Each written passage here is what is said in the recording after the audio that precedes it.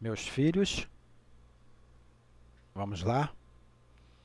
Unidade 2, página 12 do livro de vocês. Tá ok?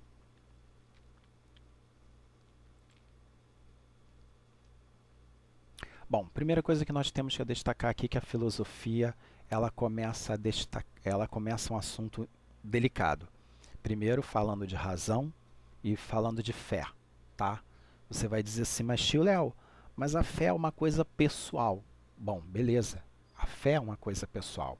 Ninguém vai mexer no seu direito de crença, de acreditar ou não em alguma coisa, de sonhar ou não com alguma coisa. Só que na Idade Média, o processo que estava sendo discutido não era a existência de alguma coisa ou não. Justamente era deixar para trás os mitos e dar resposta para os fenômenos. Vamos lá, vamos tentar entender aí. Nossa, o Sol está lá em cima. O que se acontecia naquela época é que as pessoas diziam, nossa, quem criou o Sol foi Deus. Beleza, Deus criou o Sol. Até aí é indiscutível essa teoria para quem tem fé e acredita em alguma divindade. Só que o que estava sendo debatido e discutido neste momento não era a questão do Sol existir ou não, era justamente como o Sol surgiu. E aí entra a ciência. A área da ciência não é a negação da fé. A área da ciência é dar resposta para a criação do Sol, é dar resposta para alguma coisa, dar respostas para esses fenômenos. É por isso que na aula anterior nós estávamos falando das universidades que cresceram muito no mundo inteiro. Essas universidades que cresceram no mundo inteiro, tá? Essas universidades elas cresceram com um objetivo. Qual o objetivo? De formar pessoas intelectuais, acadêmicos, matemáticos, físicos e por aí vai, pessoas que pudessem justamente estudar com detalhes para poder justamente dar uma resposta melhor para esses fenômenos da natureza, tá? Bom, a filosofia ela tendo como um caráter radicalista, tá? Isso é uma coisa interessante ali. A filosofia ela é radical nesse exato momento, tá? Muito radical. Ela estabelece conceitos que são muito mais racionais. Então, quer dizer, nossa, a cadeira caiu. A cadeira caiu por quê? Qual é o conceito racional da cadeira ter caído? Vamos tentar entender. A cadeira caiu, talvez porque alguém sentou na cadeira e, se a cadeira for de madeira, pode ser que a cadeira estava com cupim e, por acaso, o peso fez com que esta cadeira não aguentasse o peso do indivíduo, né? E, por acaso, esse indivíduo acabou caindo. Então, você começa a pensar em vários pontos que são racionais para que realmente a cadeira caiu. Nossa, estou tentando ligar a televisão. O controle remoto não funciona. Qual é a razão do controle remoto não ter funcionado? Racionalmente, eu vou analisar o controle e vou pegar as pilhas. E aí eu vou ver se, por acaso, pode ser pilha. Então eu troco as pilhas para ver se o controle remoto volta a funcionar. Beleza, o controle remoto voltou a funcionar. Significa que foi a pilha. Nossa, o controle remoto não está funcionando mesmo com pilhas novas. E essas pilhas estão boas porque eu testei num outro controle. O que aconteceu? Possivelmente o controle remoto ficou ruim. O controle remoto pode ter caído em algum lugar. O controle remoto pode ter molhado. Você vai buscar racionalmente uma resposta para algo. Não é apenas uma resposta artificial que se tinha. Na Idade Média, a grande discussão dos filósofos era essa. Nossa, eu não quero saber que foi Deus que colocou o Sol ali. Eu quero uma resposta mais nítida. Primeiro que eu não vejo Deus.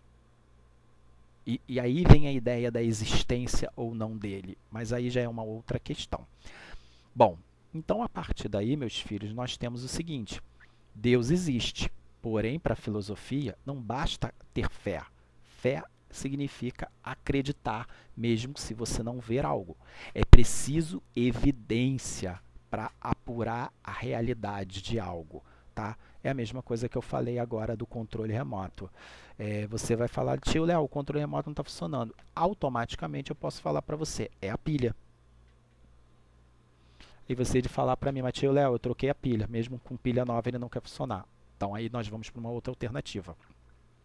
Então não basta apenas dar uma resposta direta para aquilo.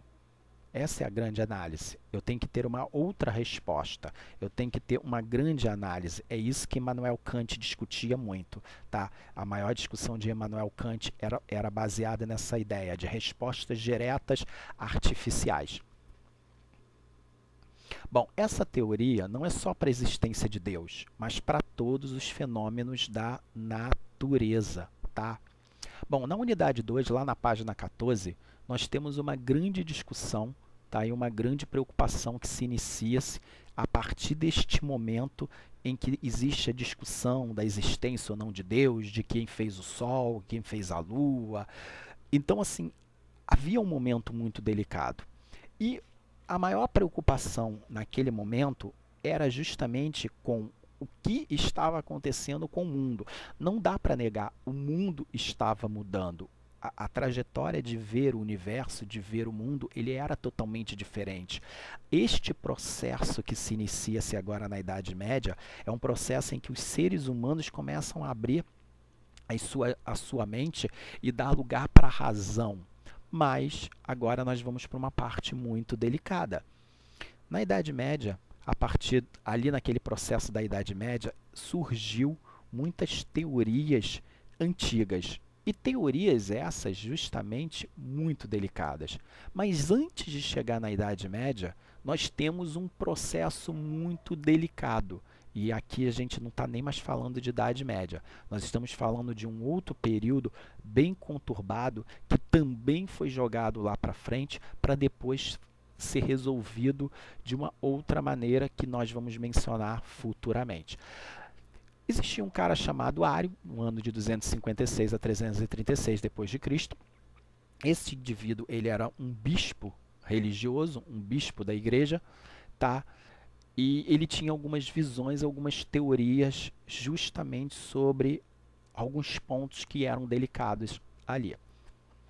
Bom, mas o maior desafio da igreja medieval, naquele momento, era combater as heresias e o surgimento de outras religiões. Era o surgimento do Islã, que crescia de uma grande velocidade, era o crescimento justamente de várias crenças que ameaçavam a integridade e a fé, a ideia do ocultismo, das bruxarias, das feitiçarias, que era algo muito normal na Idade Média. Bruxaria, feitiçaria era uma coisa muito normal na Idade Média. E a igreja ela tinha que combater essas heresias que estavam contaminando a sociedade e a população. Mas existia uma teoria do chamado arianismo, tá? E arianismo foi uma das maiores heresias da Alta Idade Média. Por que, Leandro, ela foi uma das maiores heresias da Alta Idade Média e que preocupava muito mais a sociedade como um todo e preocupava a igreja como um todo, que era, naquele momento, a maior instituição social? Bom, a primeira teoria é que as ideias do arianismo, tá? As ideias do arianismo, ela partilhava de algumas ideias. Primeiro, Cristo não partilhava da mesma substância de Deus. Então, Cristo não foi criado por Deus. Cristo foi criado assim como todas as outras criaturas. Então, assim, ele nasceu de uma mulher normalmente, como eu nasci da minha mãe e você também. Então, o que acontece? A teoria dele era que só existia um Deus. E Jesus não era o próprio Deus. Então você vai pensar na seguinte ideia: poxa, Jesus não é o próprio Deus? Isso vinha contramão àquilo que a igreja pregava naquele momento. Então a Santíssima Trindade ela não existia. Sua ideia estava muito ligada ao antigo culto dos gregos. Lembra, meus filhos, o antigo culto dos gregos? O que tinha o culto dos gregos? Vamos lembrar uma coisa aqui. Os gregos acreditavam muito nos chamados semideuses. Os semideuses eram justamente pessoas, entre aspas, normais, que viviam entre a gente, mas tinham um poder diferente dos demais, os chamados semideuses. Os semideuses que viviam aqui na Terra eram filhos de deuses com humanos. Então, a teoria ariana dizia que Jesus tinha divindade, mas Jesus não era o próprio Deus. Jesus era filho de uma mulher, mas Jesus não era Deus, porque a sua natureza era humana. Bom, Cristo ele possuía uma divindade, por ser criado por Deus, mas não era o próprio Deus. Bom, isso daí virou uma bagaça, isso daí virou uma discussão, isso daí virou algo que impactou praticamente todo este processo, que virou um processo de discussão durante muitos séculos aí, e que somente com vários concílios eles puderam ser resolvidos. Mas tivemos um concílio em especial, tá? Uma reunião em especial para resolver isso aí. Bom, para resolver,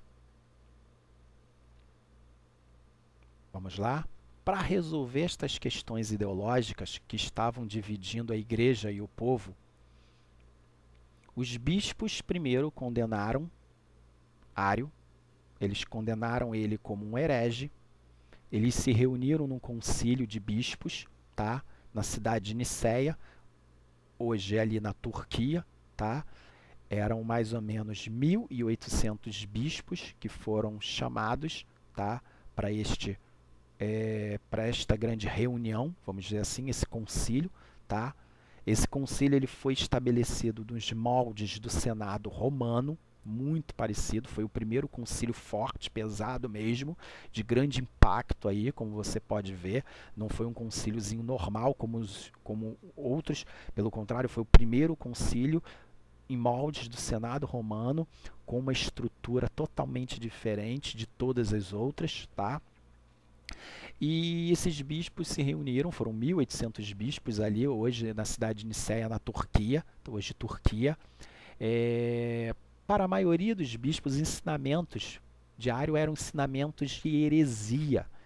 E esses ensinamentos, eles eram perigosos para a igreja e para a salvação das almas. Por quê para a salvação das almas? Porque essa ideia, ela dividia a sociedade. Ela dividia a igreja, ela dividia praticamente como um todo.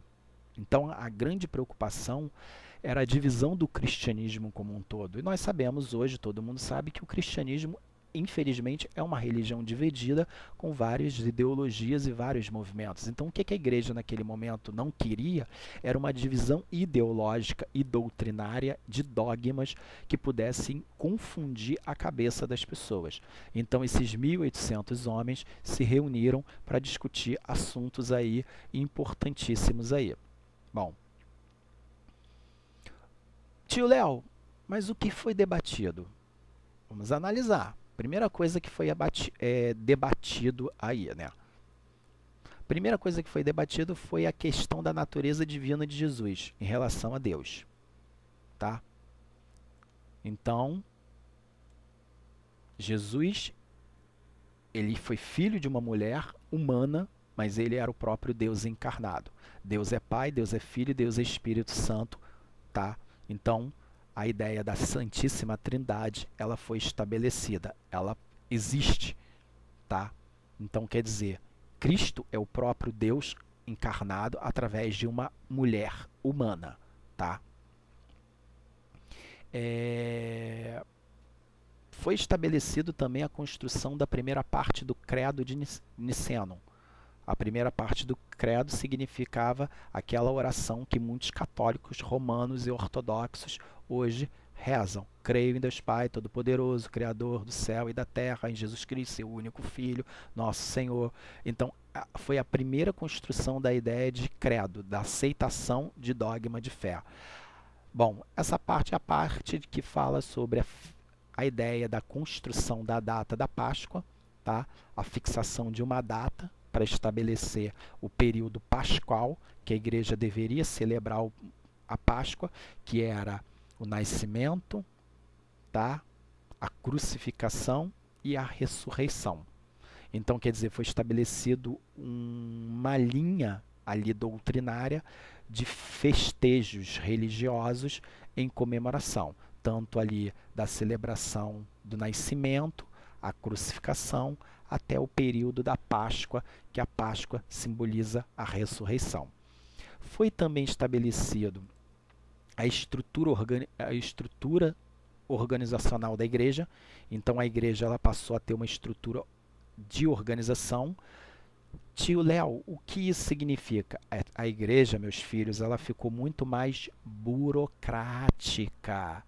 Ela ficou muito mais política e burocrática. Tá vendo como a aula de burocracia ela está se encaixando aqui? A igreja ela passou a ser uma instituição, uma organização burocrática. O que isso significava? Função dos diáconos, função dos presbíteros, funções dos bispos, tá ok? Função dos cardeais, função daquele que preside, tá? A igreja de Roma, tá? O bispo de Roma, quem é que vai presidir a igreja de Roma, quem é o presidente da igreja matriz, tá? Então, assim, foi dado justamente uma divisão para ver como que essa igreja ia ser. A partir daí, filhos, a igreja passou a ser uma instituição burocrata, tá? A burocracia, com muito mais papéis, com muito mais coisas para seguir. Antigamente, os pilares que nós tínhamos aqui, esses pilares de reuniões, eles eram jogados, eram avulsos, não se tinha. Sabe quando você vai para uma reunião e não se sabe o que vai fazer na reunião, porque ninguém criou um cronograma do que fazer na reunião e está todo mundo igual barata tonta? Então, para a gente entender, é mais ou menos isso. A partir de agora tem um cronograma, existe uma regra, existe um padrão para seguir. Os cultos, as missas, elas passam a ter uma regra para ser seguida, né?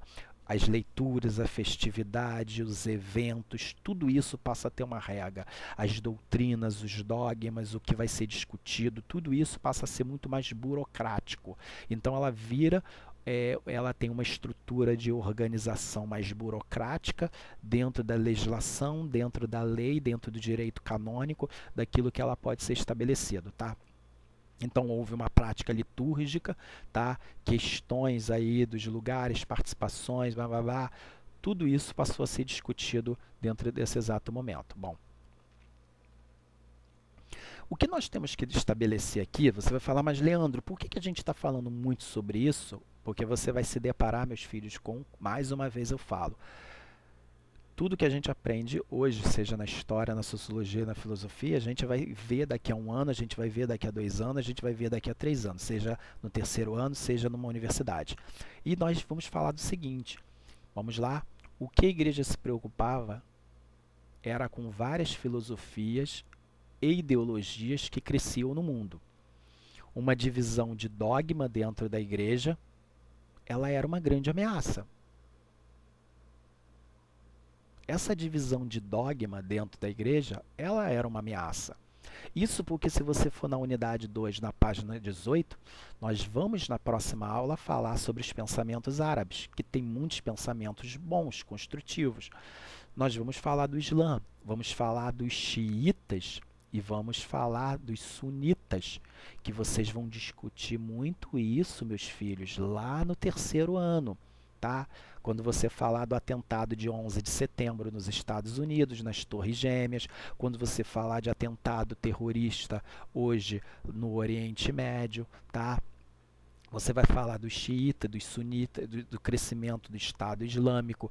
Você vai falar dessas divisões religiosas que separavam a igreja e muitas vezes também separavam a sociedade e pregava a intolerância religiosa, pregava a violência e pregava o preconceito dentro da sociedade. Tá? A religião ela não pode pregar a violência, a religião ela tem que pregar a unidade social dentro do estabelecido conceito de amor, de paz, de tranquilidade, de respeito.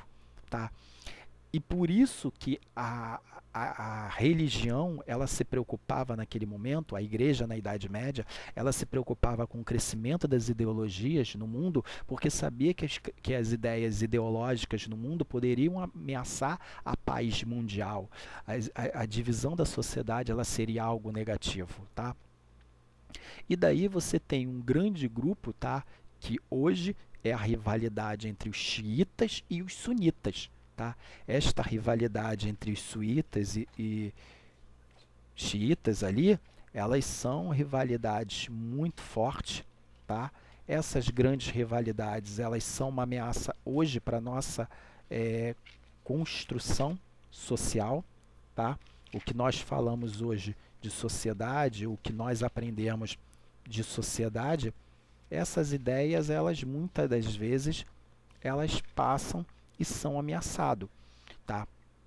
E ao longo do tempo, a religião islâmica, tá, ela se dividiu em um grande número, tá, de pessoas. Esse número de pessoas formaram os xiitas e os sunitas, tá? Então, assim, a própria religião islâmica, ela acabou não tendo também a sua unidade.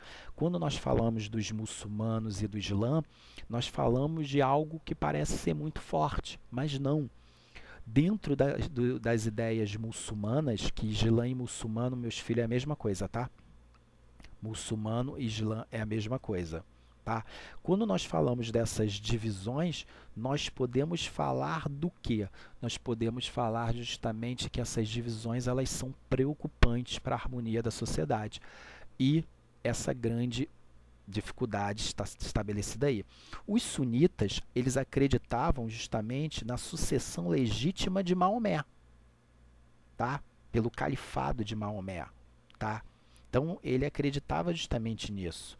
Então, quer dizer, você começa a ter justamente uma ideia, uma divisão de opinião ali, de como as pessoas deveriam agir. E vocês, meus filhos, podem olhar por esta imagem agora e vocês vão ver o estilo de vida dessas mulheres, tá? Como essas mulheres têm que se apresentar diante da sociedade. Então existe uma regra doutrinária de que essas mulheres, elas não podem apresentar de maneira alguma, tá? Uma péssima conduta, mostrar o corpo, usar tatuagem. Então, assim, você começa a deparar com momentos delicados aí. E esses momentos delicados nós vamos discutir e falar numa próxima aula aí, tá? E lembrando que depois do Concílio de Nicéia tiveram vários outros concílios e outros debates aí, outros assuntos para manutenção aí da instituição do cristianismo no mundo inteiro. Esses debates, infelizmente, alguns não chegaram a funcionar porque o cristianismo ele se fragmentou ao longo desses séculos aí. Entenderam, galera? Então, um beijo, um abraço, tchau, fui, até a próxima aí. Tá bom, galera? Um beijo para todo mundo aí. Valeu!